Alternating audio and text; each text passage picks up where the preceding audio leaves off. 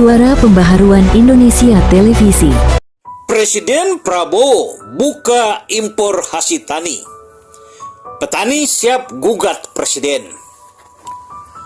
Alinea keempat pembukaan Undang-Undang Dasar Negara Republik Indonesia tahun 1945 telah mengamanahkan bahwa salah satu tugas negara adalah melindungi segenap bangsa Indonesia dan seluruh tumpah darah Indonesia, memajukan kesejahteraan umum, mencerdaskan kehidupan bangsa, serta ikut melaksanakan ketertiban dunia berdasarkan perdamaian abadi dan keadilan sosial bagi seluruh rakyat Indonesia.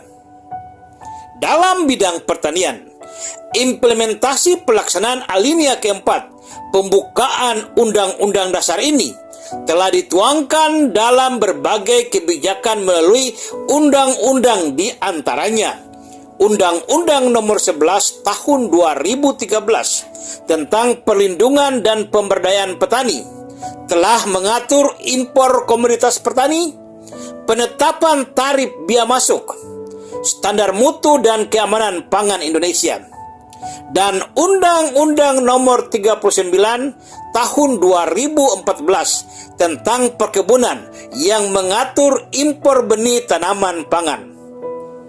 Dalam hal ini, jika Presiden seenaknya membuka keran impor hasil-hasil pertanian, hal ini tentu akan bertentangan dengan konstitusi sekaligus undang-undang. Artinya, ketika Presiden sesuka-sukanya memerintahkan para menteri buka seluas-luasnya keran impor hasil-hasil pertanian, sama saja Presiden melakukan pelanggaran terhadap konstitusi sekaligus pelanggaran terhadap undang-undang. Filosofi melindungi segenap bangsa Indonesia dan seluruh tumpah darah Indonesia yang tertuang dalam alinea keempat pembukaan Undang-Undang Dasar Negara Republik Indonesia adalah negara menempatkan posisinya sebagai organisasi tertinggi yang diwakili oleh pemerintah dengan tugas mengatur dan melindungi seluruh aspek kehidupan warga negara dari berbagai sektor dan bidang. Perlindungan negara terhadap hasil-hasil pertanian pada saat ini adalah sangat penting karena jika kita harus jujur, kaum tani atau kelompok masyarakat yang menggantungkan hidupnya dari sektor pertanian masih dalam kategori kelompok miskin. Orang-orang kecil yang ingin berusaha juga untuk keluar dari garis kemiskinan, tetapi akses untuk mendapatkan kehidupan yang lebih layak dari pemerintah untuk kaum tani itu sangat sulit. Kelompok tani dari zaman Orde Baru dan Orde Lama sampai fase reformasi sekarang ini selalu dijadikan komoditas politik. Pada waktu kampanye pemilu, selesai itu mereka kaum petani harus bergumul dengan keringat sendiri, hidup sendiri untuk mendapatkan kehidupan yang lebih layak. Kita sering mendengar Presiden Prabowo berpidato dengan menggebu-gebu di mana-mana tentang ketahanan pangan nasional, tentang kedaulatan pangan nasional, dan tentang kesejahteraan kaum tani dan nelayan. Lalu mengapa begitu mudah Presiden Prabowo lupa janji-janjinya? Mengapa begitu gampang Presiden Prabowo secara seenaknya memerintahkan para menteri buka seluas-luasnya impor berbagai hasil pertanian, jangan lagi ada aturan-aturan impor? Apakah Presiden Prabowo tidak paham aturan? Ataukah Presiden tidak mengerti mengapa negara harus melakukan proteksi terhadap hasil-hasil pertaniannya? Ingat, sistem ekonomi Indonesia belum sepenuhnya menerapkan ekonomi pasar bebas seluas-luasnya dan sesuka-sukanya. Indonesia masih membentukkan sistem ekonomi kerakyatan di mana ada kebebasan setiap masyarakat sebagai pelaku ekonomi secara bebas, tetapi sangat perlu campur tangan pemerintah untuk mengatur dan mengawasi kegiatan perekonomian untuk menuju tujuan pembangunan nasional.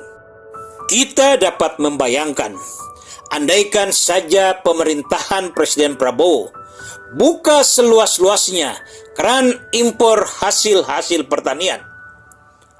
Kemudian akan terjadi impor besar-besaran ayam potong dari Malaysia dengan kisaran harga 12.000 per kilogram. Dibandingkan dengan harga ayam potong di Indonesia dalam kisaran harga 18.000 sampai 22.000 per kilogram. Apakah tidak akan hancur usaha-usaha peternakan ayam potong di Indonesia? Begitupun harga daging sapi dari India dalam kisaran harga rata-rata 95.000 per kilogram dibandingkan dengan harga daging sapi rata-rata di Indonesia 130.000 per kilogram. Yang pastinya masyarakat akan memilih harga yang murah. Pertanyaannya, higienis atau tidak daging itu? Cara memotongnya sesuai atau tidak dengan syariat Islam yang dianut oleh mayoritas penduduk Indonesia? Ataupun jika pemerintah buka keran impor beras seluas-luasnya, maka pastinya Thailand dan Vietnam akan mengimpor beras ke Indonesia dalam kisaran harga 8.000 sampai 11.000 per kilogram dengan kualitas beras putih dan bersih. Dibandingkan dengan harga beras Indonesia 8.000 sampai 16.000 per kilogram dengan kualitas beras sedikit kurang baik.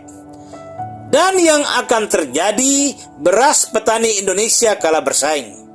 Ladang-ladang pertanian dan kandang-kandang peternakan akan dibiarkan terbengkalai. Petani tidak memiliki keterampilan lain. Mau kerja apa? Harus nganggur. Di mana tanggung jawab pemerintah? Jika kita meletakkan perspektif dari sisi pasar semata saja, sangat bagus. Sangat-sangat bagus. Masyarakat kita akan mendapatkan harga yang murah dan kualitas barang bersaing. Tetapi bagaimana kedaulatan pangan yang dicita-citakan oleh Presiden Prabowo? Kebijakannya membuka jutaan hektar hutan untuk mendukung proyek food estate telah menghabiskan triliunan rupiah. Semuanya akan menjadi sia-sia.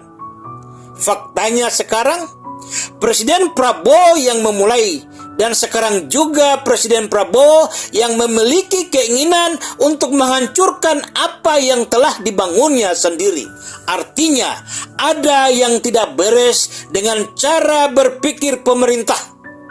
Ada yang tidak relevan dengan cara berpikir pemerintah kita yang sedang berkuasa. Ada ancaman besar menghantui masa depan para petani di Indonesia jika benar-benar pemerintah membuka seluas-luasnya keran impor hasil-hasil pertanian.